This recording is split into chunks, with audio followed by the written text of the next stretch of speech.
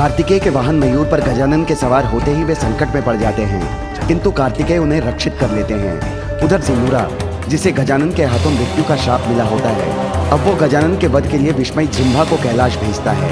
अब आगे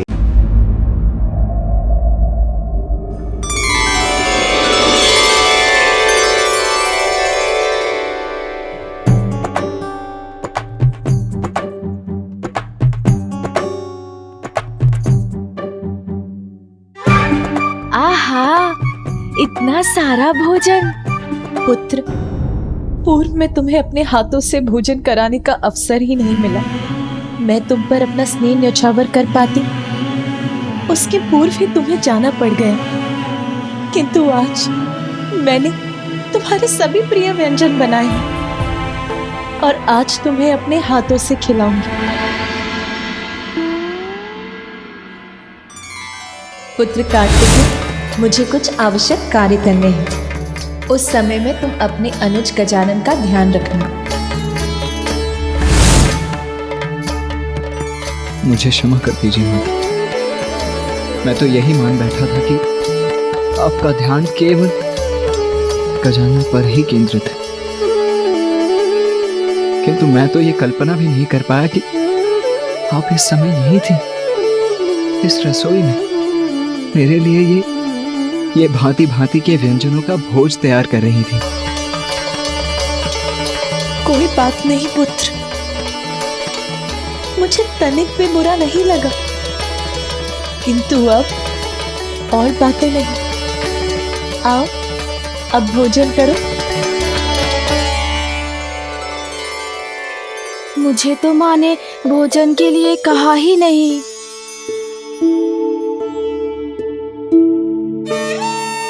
अब माँ मुझे भी बैठाएंगी, मैं भी खाऊंगा।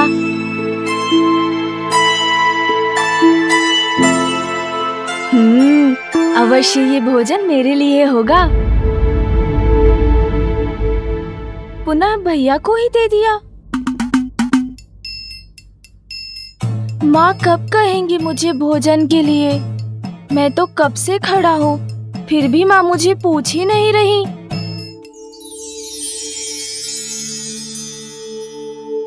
प्रतीत होता है कि माँ ये सारा भोजन भैया को खिलाने जा रही हैं। फिर मेरा क्या होगा? ओहो, ठहरो पुत्र, मैं खीर लाना तो भूल ही गई, अभी लाती हूँ। खीर ही नहीं, माँ तो मुझे भी भूल गई हैं। किंतु कोई बात नहीं, मैं अपनी व्यवस्था स्वयं कर लेता हूँ। भोजन से वंचित कदापि नहीं रहूंगा मैं।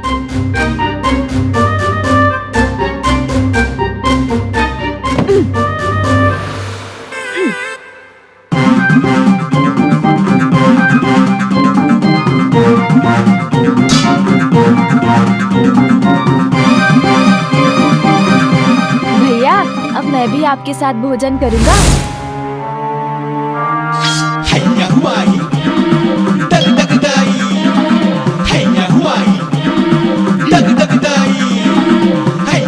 हाँ, अब उचित है। अब तो माँ को मुझे भी भोजन देना ही होगा। ये क्या कर रहा है गजानन? मुझे शांति से भोजन भी नहीं करने देगा क्या? भोजन तो आपके साथ मैं भी करूँगा भैया।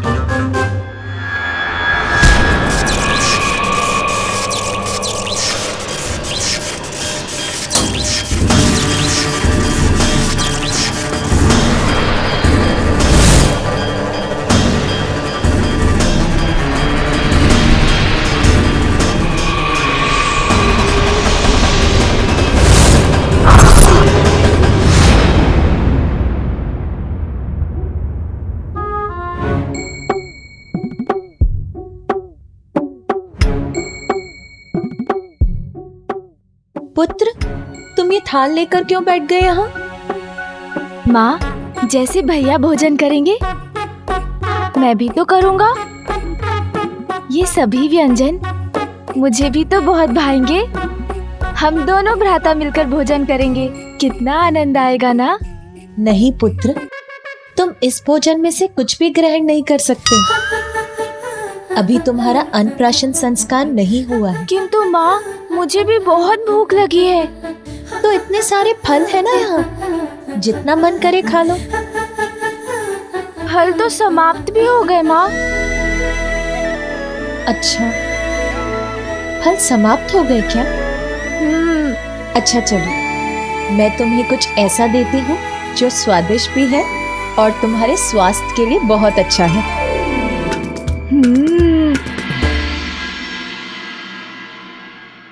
देखा भैया, माँ ने मात्र आपके लिए विशेष भोजन तैयार नहीं किया है, उन्होंने तो मेरे लिए भी कुछ बनाया है, स्वादिष्ट, जिसे केवल मैं ही खाऊंगा। पुत्र, ये लो, दुग्ध पान करो। किंतु माँ। पुत्र गजानन, मैंने कहा ना, शांति पूर्वक दुग्ध पान करो। अन्नप्राशन के पूर्व तुम कोई भी भोजन नहीं कर सकते।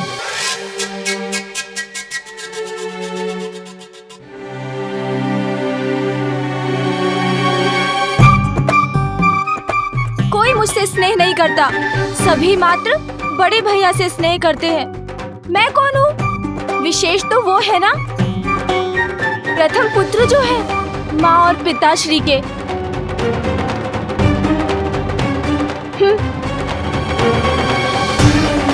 अरे पुत्र, माँ वो दुखी हो रहा है, मैं उसे मना लाता हूँ। नहीं पुत्र, बैठो। गजानन की चिंता मत करो पुत्र, वो अभी बहुत भोला है, अभी रुष्ट हुआ है, कुछ ही समय में मान भी जाएगा और स्वयं लौट कर आ जाएगा। तुम भोजन लो।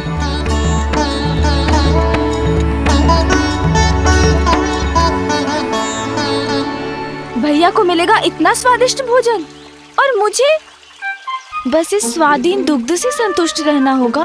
भैया खाए पकवान और मैं करूं दुग्ध पान।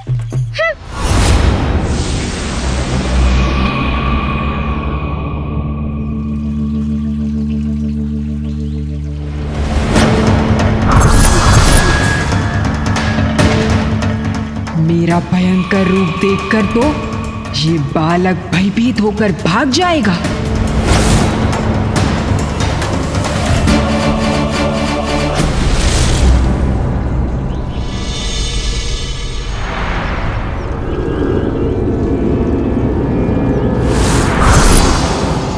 गजमुख बालक, तुम्हारे अपने ही तुम्हारी मृत्यु का कारण बनेंगे।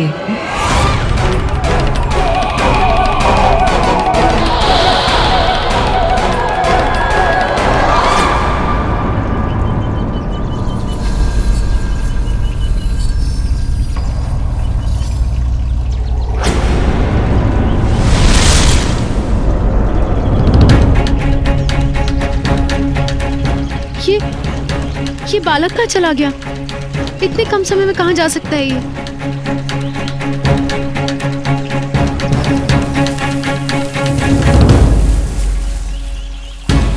अच्छा, स्वयं को बहुत चतुर समझता है। इस शिला के पीछे ही होगा, वहीं से आई थी ये ध्वनि।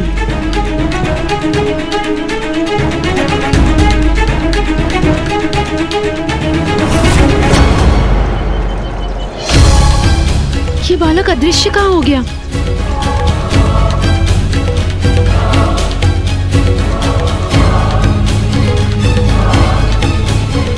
कहाँ चला गया ये बालक?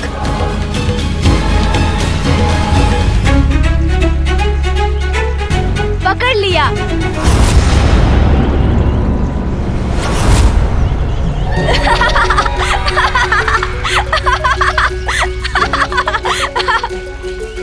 पकड़ लिया अर्थात मुझे ज्ञात है, माँ ने आपको भेजा है मुझे ढूंढने के लिए, किंतु मैं आपके साथ नहीं चलने वाला मौसी। तुम बड़े बुद्धिमान हो, मेरे बिना कुछ कहे ही तुम सब समझ गए। हाँ, तुम्हारी माता ने ही मुझे तुम्हें ढूंढने भेजा था, किंतु मुझे ये बताओ कि तुम यहाँ क्यों आए, और वो भी अकेले? जैसे आपको कुछ ज्ञात ही नहीं मौसी।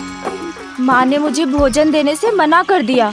इतने स्वादिष्ट व्यंजन पकाए थे, किंतु मात्र भैया के लिए मुझे कुछ नहीं दिया। और मुझे तो इतनी भूख लगी है। अच्छा पुत्र, अपने नेत्र तो बंद करो। मुझे भूख लग रही है, मैं कह रहा हूँ ना। माँ ने मुझे बहलाने, मेरे साथ क्रीड़ा करने के लिए आपको यहाँ भेज दिया। अपनी मौसी का कहा भी नहीं मानोगे। चलो पुत्र, नेत्र बंद करो।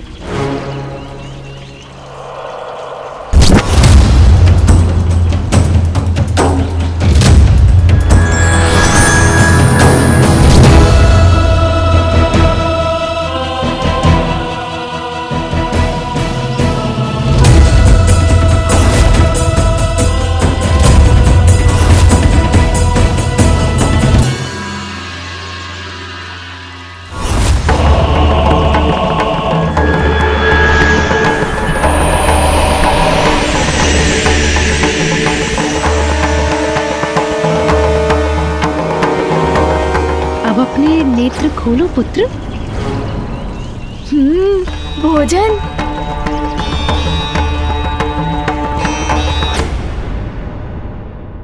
खाओ पुत्र, ये लो।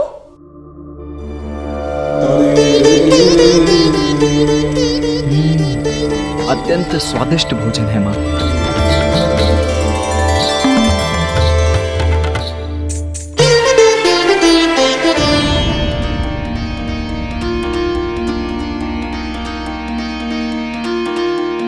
पार्वती के मन में उमड़ी ममता, और तू बड़ा नटखट है, क्यों छुप माँ? जाता। आपको गजानन की चिंता सता रही है ना? इतनी व्याकुल हूँ मैं, किंतु कोई मेरी चिंता को नहीं समझता पुत्र। जन्म से ही गजानन के जीवन पर बार बार संकट आते रहे हैं। हम सब हैं यहाँ उसकी रक्षा के लिए, किंतु मैं उसे आत्मनिर्भर बनाना चाहती हूँ। उसे इतना ज्ञान, ऐसी विद्या देना चाहती हूँ जिसकी सहायता से वो स्वयं किसी भी संकट का सामना करने में सक्षम रहे। अवश्य माँ, ये तो अत्यंत महत्वपूर्ण है। और अब मैं यहाँ हूँ तो मैं भी इसमें आपकी सहायता करूँगा।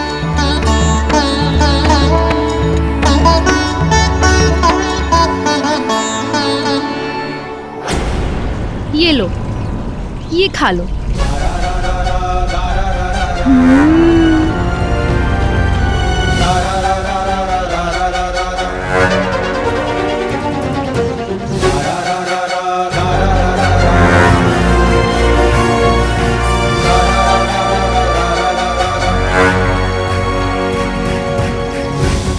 तुम इस भोजन में से कुछ भी ग्रहण नहीं कर सकते। अभी तुम्हारा अन्नप्राशन संस्कार नहीं हुआ है। माँ ने मना किया है, फिर ये कैसे खा सकता हूँ मैं? अनुचित है ये क्या कर रही हैं आप?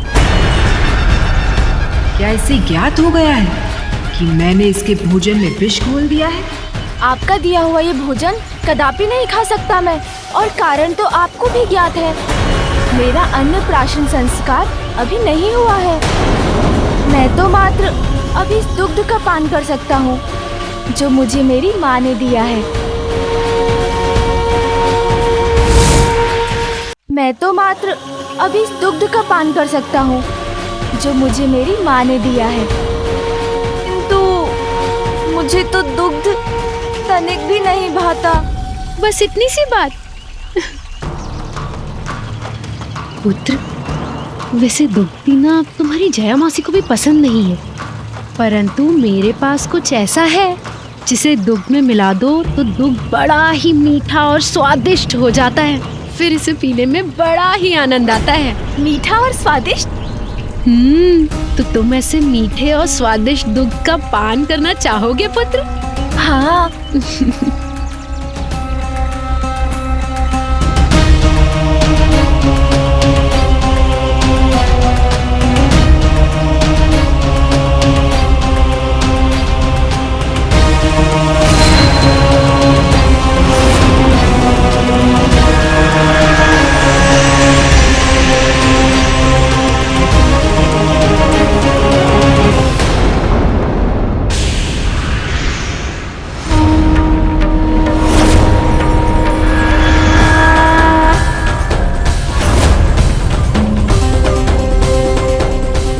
लो पुत्र,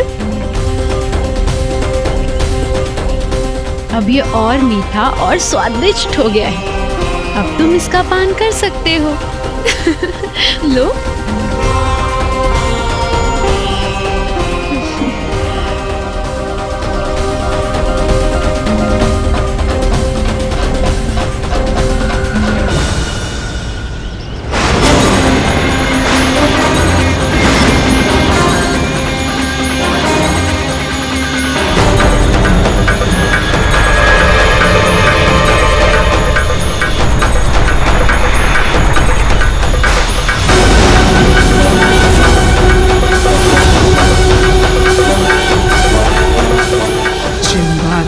प्रहार तो अवश्य होगा संहार।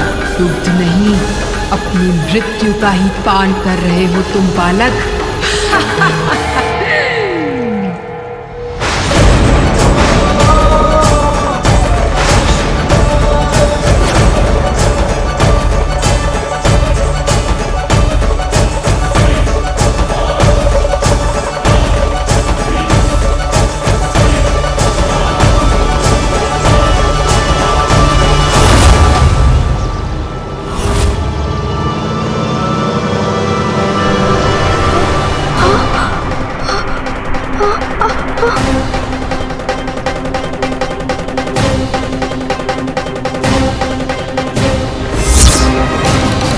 ये क्या? मेरा शरीर नीला क्यों पड़ रहा है जया मौसी? क्योंकि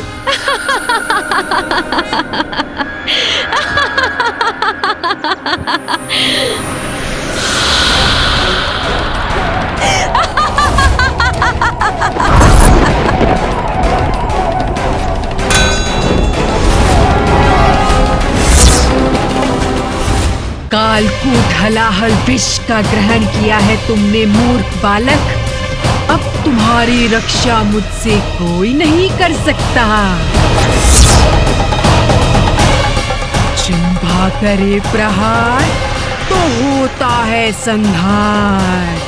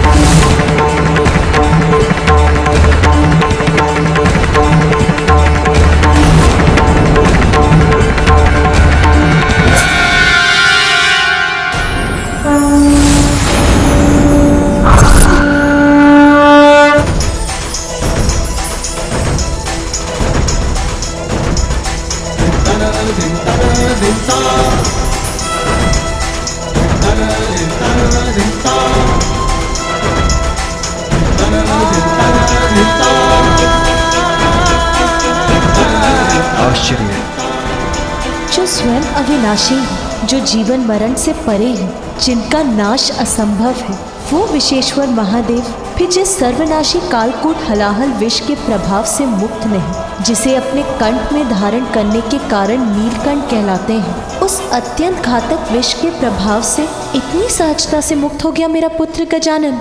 आश्चर्य। असफल नहीं होगा जिह्वा का प्रहार बालक, अवश्य होगा तुम्हारा संहार। पुनः करूंगी मैं अपने विष का प्रहार।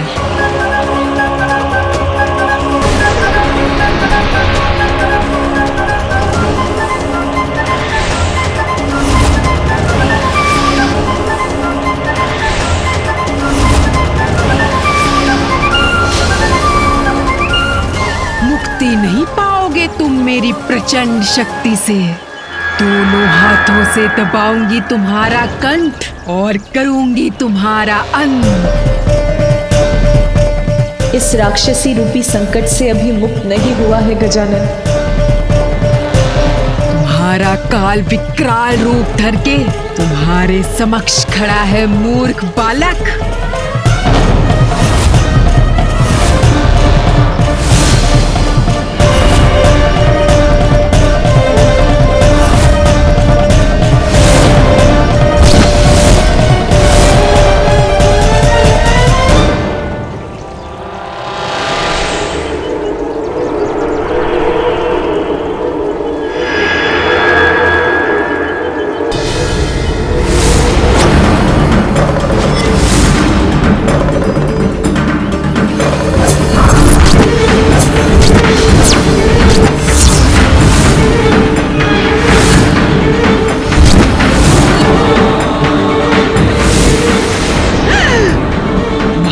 काल का त्रिशूल।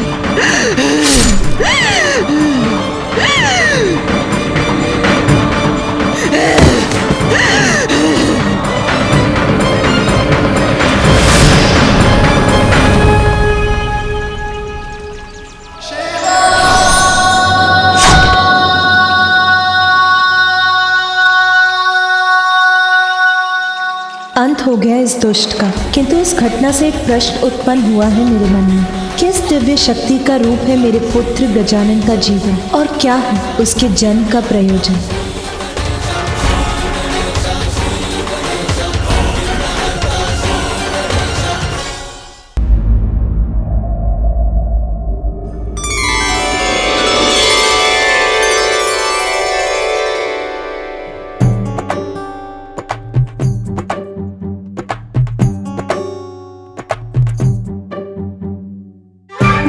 आहा, इतना सारा भोजन। पुत्र, पूर्व में तुम्हें अपने हाथों से भोजन कराने का अवसर ही नहीं मिला। मैं तुम पर अपना स्नेह न्यौछावर कर पाती, उसके पूर्व ही तुम्हें जाना पड़ गया। किंतु आज मैंने तुम्हारे सभी प्रिय व्यंजन बनाए हैं और आज तुम्हें अपने हाथों से खिलाऊंगी। पुत्र कार्तिकेय, मुझे कुछ आवश्यक कार्य करने हैं। उस समय में तुम अपने अनुज गजानन का ध्यान रखना। मुझे क्षमा कर दीजिए माता। मैं तो यही मान बैठा था कि आपका ध्यान केवल गजानन पर ही केंद्रित है, किंतु मैं तो ये कल्पना भी नहीं कर पाया कि आप इस समय यही थी, इस रसोई में मेरे लिए ये भांति भांति के व्यंजनों का भोज तैयार कर रही थी। कोई बात नहीं पुत्र, मुझे तनिक भी बुरा नहीं लगा, किंतु अब और बातें नहीं। आओ, अब भोजन करो। मुझे तो माँ ने भोजन के लिए कहा ही नहीं।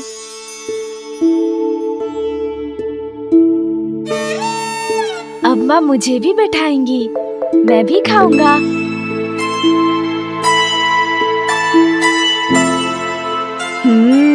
अवश्य ये भोजन मेरे लिए होगा।